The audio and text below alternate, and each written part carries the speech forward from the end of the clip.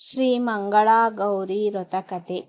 ಎಲೈ ನಂದಕುಮಾರನಾದ ಗೋವಿಂದನೇ, ನಿನ್ನಿಂದ ಅನೇಕ ಕಥೆಗಳನ್ನು ಕೇಳಿದೆನು ಮತ್ತು ಇನ್ನೂ ಕೇಳಲು ಅಪೇಕ್ಷಿತನಾಗಿರುವ ನನಗೆ ಪುತ್ರರಿಗೆ ಆಯುರಾರೋಗ್ಯಕರವಾದ ವ್ರತವೊಂದನ್ನು ಹೇಳಬೇಕೆಂದು ಧರ್ಮರಾಯನು ಪ್ರಾರ್ಥಿಸಲು ಶ್ರೀಕೃಷ್ಣನು, ಎಲೈ ಯಮನಂದನೇ, ಕೇಳು. ಪುತ್ರರಿಗೆ ಆಯುರ್ವೃದ್ಧಿಕರವಾಗಿಯೂ ಪುತ್ರಿಯರಿಗೆ ವೈಧವ್ಯ ನಾಶಕರವಾಗಿಯೂ ಇರುವ ಪುಣ್ಯಕರವಾದ ಅಪೂರ್ವ ಕಥೆಯನ್ನು ಹೇಳುತ್ತೇನೆ. ಸ್ಥಿರ ಮನಸ್ಸಿನಿಂದ ಕೇಳು. ಪೂರ್ವಕಾಲದಲ್ಲಿ ಸುಪ್ರಸಿದ್ಧವಾದ ಕುಂಡನೀಪುರವೆಂಬ ಒಂದು ರಾಜ್ಯವಿದ್ದಿತು. ಆ ಪಟ್ಟಣದಲ್ಲಿ ಸತ್ಪುರುಷನೂ ಸುಪ್ರಸಿದ್ಧನೂ ಆಗಿರುವ ಧರ್ಮಪಾಲನೆಂಬ ವರ್ತಕನಿದ್ದನು.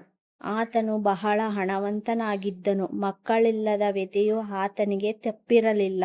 ಹೀಗಿರುವಲ್ಲಿ ಒಬ್ಬ ಸನ್ಯಾಸಿಯು ವಿಭೂತಿ ರುದ್ರಾಕ್ಷಿಗಳಿಂದಲೂ ಜಟೆಗಳಿಂದಲೂ ನಾರುಮುಡಿಗಳಿಂದಲೂ ಶೋಭಿತನಾಗಿ ಅವರ ಮನೆಗೆ ಬಂದು ಪ್ರತಿದಿನವೂ ಭಿಕ್ಷೆಯನ್ನು ತೆಗೆದುಕೊಳ್ಳದೆ ಹೊರಟು ಹೋಗುತ್ತಿದ್ದನು.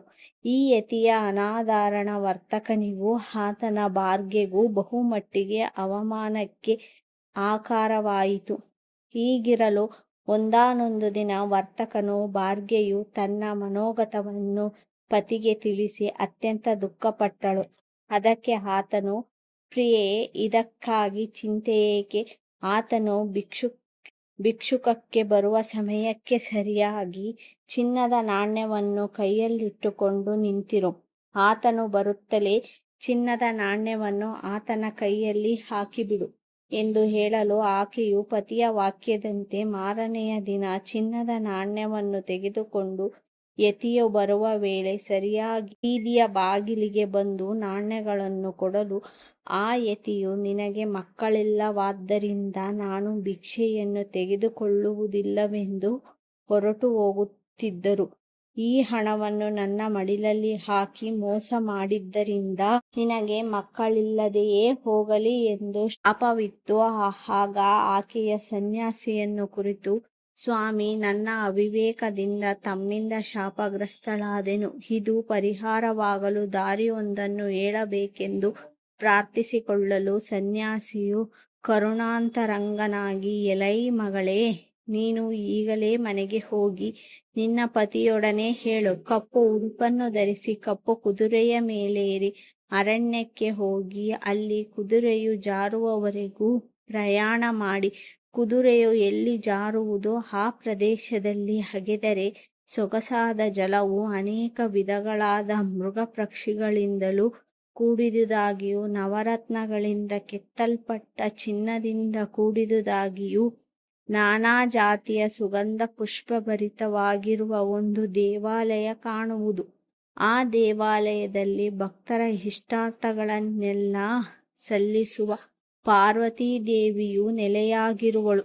ಆಕೆಯನ್ನು ಯಥಾವಿಧಿಯಾಗಿ ಷೋಡಶೋಪಚಾರ ಪೂಜೆಯಿಂದ ಅರ್ಚಿಸಿದರೆ ನಿನ್ನ ಈ ಶಾಪವು ಪರಿಹಾರವಾಗುವುದೆಂದು ಹೇಳಲು ಈಕೆಯು ಸಂತೋಷದಿಂದ ಆತನ ಪಾದಗಳಿಗಭಿವಂದಿಸಿ ಸ್ತುತಿಸುತ್ತಾ ಇರುವಂತೆಯೇ ಆತನು ಅಂತರ್ಧಾನನಾದನು. ನಂತರ ತಾನು ಮನೆಯೊಳಕ್ಕೆ ಬಂದು ಸನ್ಯಾಸಿಯಿಂದ ತನಗುಂಟಾದ ಶಾಪವನ್ನು ವಿಮೋಚನೆಯ ವಿಧಾನವನ್ನು ತಿಳಿಸಲು ಕೇಳಿದ ವರ್ತಕನು ಕೂಡಲೇ ಕಪ್ಪು ಬಟ್ಟೆಯನ್ನುಟ್ಟು ಕಪ್ಪು ಕುದುರೆಯ ಮೇಲೇರಿ ಅರಣ್ಯಕ್ಕೆ ಹೋದನು. ಆ ಅರಣ್ಯವು ದೊಡ್ಡ ದೊಡ್ಡ ವೃಕ್ಷಗಳಿಂದ ನಿಬಿಡವಾದುದಾಗಿಯೂ ಆ ವೃಕ್ಷಗಳ ಮಧ್ಯಪ್ರದೇಶದಲ್ಲಿ ಸಿಂಹ, ಹುಲಿ, ಕಾಡೆಮ್ಮೆ ಮೊದಲಾದ ದುಷ್ಟ ಮೃಗಗಳಿಂದ ನಿಬಿಡವಾಗಿಯೂ ಇದ್ದು ಆ ವರ್ತಕನಿಗೆ ಬಹಳ ಭಯವನ್ನುಂಟು ಮಾಡುತ್ತಿದ್ದಿತು. ಹಾಗೆಯೇ ಪ್ರಯಾಣ ಮಾಡುತ್ತಿರಲು ಆ ಪ್ರದೇಶದಲ್ಲಿ ಕಮಲ ಪುಷ್ಪಗಳಿಂದಾವೃತವಾದ ರಮ್ಯವಾದ ಸರೋವರವೊಂದು ಕಂಗೊಳಿಸಿತು. ಅಲ್ಲಿ ಕುದುರೆಯಿಂದಿಳಿದು ಸ್ನಾನ ಸಂಧ್ಯಾನುಷ್ಠಾನಗಳನ್ನು ಆಚರಿಸಿ ಮುಂದೆ ಸ್ವಲ್ಪ ದೂರ ಪ್ರಯಾಣ ಮಾಡುವಷ್ಟರಲ್ಲಿಯೇ ಕುದುರೆಯು ಜಾರಿತು. ಕೂಡಲೇ ಸಂತೋಷಗೊಂಡವನಾಗಿ ಕುದುರೆಯಿಂದ ಇಳಿದು ದೇವಾಲಯ ಸಿಕ್ಕುವವರೆಗೂ ಭೂಮಿಯನ್ನಗೆದು ತನ್ನ ಇಷ್ಟದಂತೆ ಅನೇಕ ವಿಧಗಳಾದ ಫಲಪುಷ್ಪಭರಿತ ವೃಕ್ಷಗಳಿಂದಲೂ ರತ್ನಖಚಿತವಾದ ಚಿನ್ನದ ಗೋಡೆಗಳಿಂದಲೂ ಕೂಡಿ ಮೆರೆಯುವ ದೇವಾಲಯವನ್ನು ಕಂಡು ಯತಿಯ ವಾಕ್ಯವನ್ನು ಸ್ಮರಿಸುತ್ತಾ ದೇವಾಲಯದೊಳಗೆ ಪ್ರವೇಶಿಸಿ ಸ್ಥಿರಮನಸ್ಕನಾಗಿ ಹೊಂಬಣ್ಣದ ವಸ್ತುಗಳಿಂದಲೂ ಚಂದನದ ಶುಭಕರಗಳಾದ ಅಕ್ಷತೆಯನ್ನು ಧೂಪದೀಪಾದಿಗಳಿಂದಲೂ ನಾನಾ ವಿಧ ಶಾಖ ಪಕ್ವಾನ್ನಗಳನ್ನು ಶರ್ಕೆಯಿಂದ ಕೂಡಿದ ಕ್ಷೀರವನ್ನು ತಾಂಬೂಲ ದಕ್ಷಿಣೆಯನ್ನು ಸಿದ್ಧ ಮಾಡಿಕೊಂಡು ಶಾಸ್ತ್ರೋಕ್ತವಾಗಿ ದೇವಿಗೆ ಪೂಜೆಯನ್ನು ಮಾಡಲು ಆಕೆಯು ಸುಪ್ರಸಿದ್ಧಳಾಗಿ ಈ ಅರಣ್ಯದಲ್ಲಿ ನನಗೆ ಇಂತಹ ಅಮೋಘ ಪೂಜಾದ್ರವ್ಯಗಳಿಂದ ಪೂಜಿಸಿದವನಿಗೆ ವರವನ್ನು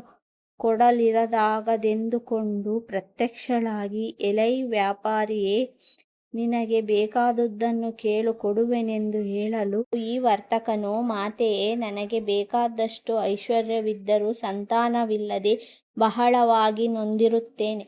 ಸಂತಾನವಾಗುವಂತೆಯೇ ಅನುಗ್ರಹಿಸು. ಪಿತೃವರ್ಗವನ್ನು ಪಾವನ ಮಾಡಿ ನನಗೆ ಸಂತೋಷವನ್ನುಂಟು ಮಾಡಬೇಕೆಂದು ಪ್ರಾರ್ಥಿಸಲು ದೇವಿಯು, ಎಲೈ ಧರ್ಮಪಾಲನೇ, ಮಕ್ಕಳಿಂದುಂಟಾಗುವ ಸಂತೋಷ ಸುಖವು ನಿನಗಿಲ್ಲವೋ? ಆದಾಗ್ಯೂ ವೈಧವ್ಯ ಭರಿಸುವ ಒಬ್ಬ ಪುತ್ರಿಯನ್ನಾಗಲಿ ಅಲ್ಪಾಯುಷ್ಯವುಳ್ಳ ಸುಂದರನಾದ ಪುತ್ರನನ್ನಾಗಲಿ ದೀರ್ಘಾಯುವಾದ ಒಬ್ಬ ಕುರುಡ ಪುತ್ರನನ್ನಾಗಲಿ ಅಪೇಕ್ಷಿಸಿದರೆ ಕೊಡುವೆನೆಂದು ಹೇಳಲು ವರ್ತಕನು, ಜನನಿ, ಸುಂದರನೂ ಅಲ್ಪಾಯುವೂ ಆದ ಪುತ್ರನನ್ನೇ ಕೊಡು ಎಂದು ಪ್ರಾರ್ಥಿಸಲು ದೇವಿಯು ಪಕ್ಕದಲ್ಲಿದ್ದ ಗಣಪತಿಯ ಮೇಲೆ ಹತ್ತಿ ಅಲ್ಲಿಂದ ಒಂದು ಮಾವಿನ ಹಣ್ಣನ್ನು ತೆಗೆದುಕೊಂಡು ಅದನ್ನು ತನ್ನ ಸತಿಗೆ ಕೊಟ್ಟಲ್ಲಿ ಇಷ್ಟಾರ್ಥ ನೆರವೇರುವುದೆಂದು ಹೇಳಲು ಧರ್ಮಪಾಲ ಅವಿವೇಕದಿಂದ ಗಣಪತಿಯ ನಾಭಿಯ ಮೇಲೇರಿ ಮಾವಿನ ಮರದಲ್ಲಿ ತನಗೆ ಬೇಕಾದ ಹಣ್ಣುಗಳನ್ನು ಕಿತ್ತುಕೊಂಡು ಕೆಳಕ್ಕೆ ಬಂದು ನೋಡಲು ಒಂದೇ ಹಣ್ಣು ಕಾಣಿಸಿತು. ನಂತರ ಮತ್ತೊಂದು ಸಲ ಹತ್ತಿದನು, ಆಗಲೂ ಇದೇ ರೀತಿ ಆಯಿತು. ಹೀಗೆ ಅನೇಕ ಸಲ ಮಾಡುತ್ತಿರಲು ಗಣಪತಿಯು ಕೋಪಗೊಂಡವನಾಗಿ ನಿನ್ನ ಮಗ 16ನೇ ವರ್ಷದಲ್ಲಿ ಹಾವು ಕಚ್ಚಿ ಸಾಯಲಿ ಎಂದು ಶಾಪವನ್ನು ಕೊಟ್ಟನು. ಅನಂತರ ಧರ್ಮಪಾಲನು ಖಿನ್ನನಾಗಿ ಉಳಿದಿದ್ದ ಒಂದು ಫಲವನ್ನೇ ವಸ್ತ್ರದಲ್ಲಿ ಗಂಟು ಹಾಕಿಕೊಂಡು ಬಂದು ತನ್ನ ಸತಿಗೆ ಕೊಡಲು ಆಕೆಯು ಅದನ್ನು ಭಕ್ಷಿಸಿ ಪತಿಯೊಡನೆ ಸುಖವಾಗಿದ್ದು ಒಂದು ದಿನ ಗರ್ಭವನ್ನು ಧರಿಸಿದಳು. 9 ಮಾಸಗಳು ಪೂರ್ತಿಯಾಗಲು ಒಂದು ಸುಲಗ್ನದಲ್ಲಿ ಸುಂದರನಾದ ಮಗನನ್ನು ಹೆತ್ತಳು. 6ನೆಯ ದಿನದಲ್ಲಿ ಇಷ್ಟದೇವತೆಯ ಪೂಜೆಯನ್ನು ಮಾಡಿ 12ನೆಯ ದಿನದಲ್ಲಿ ಶಿವ ಎಂದು ನಾಮಕರಣವನ್ನು ಮಾಡಿದರು. 6ನೆಯ ತಿಂಗಳಲ್ಲಿ ಅತ್ಯುತ್ಸಾಹದಿಂದ ಅನ್ನಪ್ರಾಶನವನ್ನು ಮಾಡಿದರು. ಶಾಸ್ತ್ರೋಕ್ತವಾಗಿ ಆ ಬಾಲಕನಿಗೆ 3ನೆಯ ವರ್ಷದಲ್ಲಿ ಚೌಲವನ್ನು, 8ನೆಯ ವರ್ಷದಲ್ಲಿ ಉಪನಯನವನ್ನು ಮಾಡಿದರು. ಹೀಗೆಯೇ ನಡೆದು ಬಾಲಕನಿಗೆ 10 ವರ್ಷಗಳು ಪ್ರಾಪ್ತವಾಗಲು ಧರ್ಮಪಾಲನೇ ಪತ್ನಿಯು, ಪ್ರಿಯನೇ, ಮಗನಿಗೆ ವಿವಾಹ ಮಾಡಬೇಕೆಂದು ಪ್ರಾರ್ಥಿಸಲು ಧರ್ಮಪಾಲನು, ಸ್ತ್ರೀಯಳೇ, ಪುತ್ರನನ್ನು ನಾನು ಕಾಶಿ ಕ್ಷೇತ್ರಕ್ಕೆ ಕಳುಹಿಸಬೇಕೆಂಬ ಸಂಕಲ್ಪ ಮಾಡಿರುತ್ತೇನೆ. ಕಾಶಿ ಕ್ಷೇತ್ರಕ್ಕೆ ಹೋಗಿ ಬಂದ ನಂತರ ನಿನ್ನ ಇಷ್ಟದಂತೆ ವಿವಾಹವನ್ನು ಮಾಡುವೆನೆಂದು ಹೇಳಿ ತನ್ನ ಭಾವ ಮೈದುನನನ್ನು ಜೊತೆ ಮಾಡಿ ಕಾಶಿ ಕ್ಷೇತ್ರಕ್ಕೆ ಪ್ರಯಾಣವನ್ನು ಏರ್ಪಡಿಸಿದನು.